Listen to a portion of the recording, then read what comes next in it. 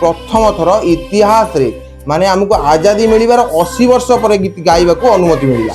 आउ काली से संबोधन भितरे आम देशर विश्वगुरु नारे जे लोक ताच्छल्य करूछंती आउ अबा किए लोक भल पाउछंती किंतु सी होउछनी आम देशर प्रधानमंत्री नरेंद्र मोदी जे काली संबोधन रे तीनोटी बड़ घोषणा करिसेनी। प्रथमटी आपण सुनंतु जो माने आम देशर जो पिला माने डॉक्टर किबा सरकारी चाकरी पे माने प्रस्तुत होउछंती तांकू फ्री रे कोचिंग मिलिबो, ऑनलाइन माध्यम रे फ्री रे कोचिंग मिलिबो। आउ सेकेंड कोन जानिचंती सेकेंड होउची आम देशर 1 कोटी पिला जे एआई मुक्त भाबरे शिखिबे। आउ एआई तो आपण जानिथिबे आजिर चाकरी समस्या पाखरु आरंभ करी सब समस्या एआई ऊपर डिपेंड।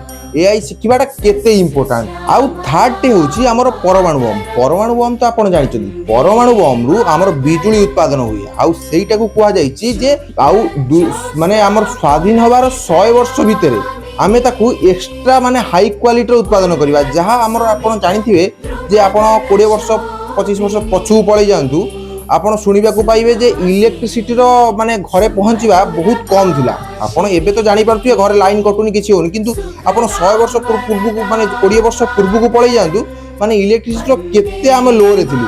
सेटा को जहाँ कुआ हिची जे 2047 सुता आमे हाई क्वालिटी डेवलपमेंट करबा जा आम देश पई बहुत बड़ माने चैलेंज रो कथा।